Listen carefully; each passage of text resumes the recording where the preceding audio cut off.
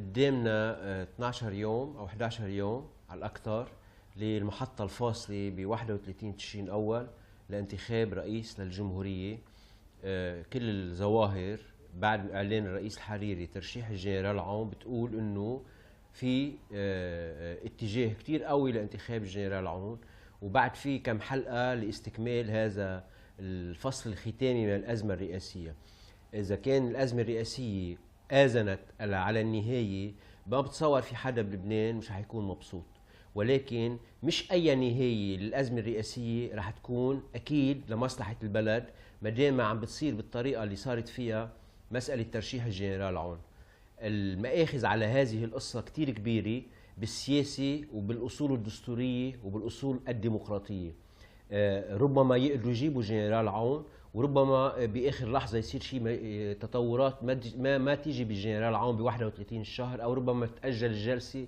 مش معنيين نحن بقى بهالقصه بمقدار ما عم نشوف انه يعني الفرصه اللي كانت متاحه للبنه اللعب الرئاسيه بمنحى شفاف واضح صريح، عم بيعرفوا الناس شو عم بيصير، مع الاسف الشديد كانت كتير غايبه عن العالم.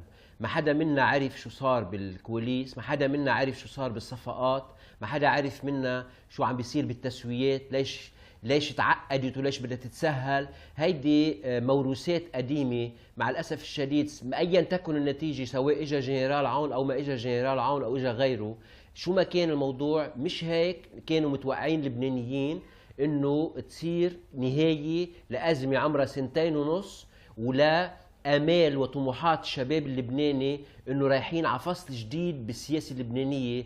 طبقة سياسية رهنت الرئاسة اللبنانية 2.5 سواء بتعطيل بإقليمي من هون أو سواء بعجز داخلي من هون. آخر شيء تنتهي القصة بهالشكل هيدا، حاطيننا قدام أمر واقع ما عم نعرف لا سببه ولا موجباته ولا دوافعه. ايا تكن النتيجه عم بقول نحن بعتقد في كتير جزء من اللبنانيين، اقسام اللبنانيين سواء اللي عم بيهيسوا لبده يجي جنرال عون او اللي رافضين، يعني ما بيعني هيدي الجهه اللي عم بيحكي عنها اللبنانيين اللي كانوا متوقعين، كانوا آملين انه يكون في شفافيه بهاللعبه، ديمقراطيه حقيقيه بهاللعبه. ليش بدها تتسكر اللعبه على كل المرشحين الاخرين وعلى غيرهم من برا؟ ليش بدها تتسكر اللعبه لحتى بعد 2.5 تجيبوا مرشح واحد؟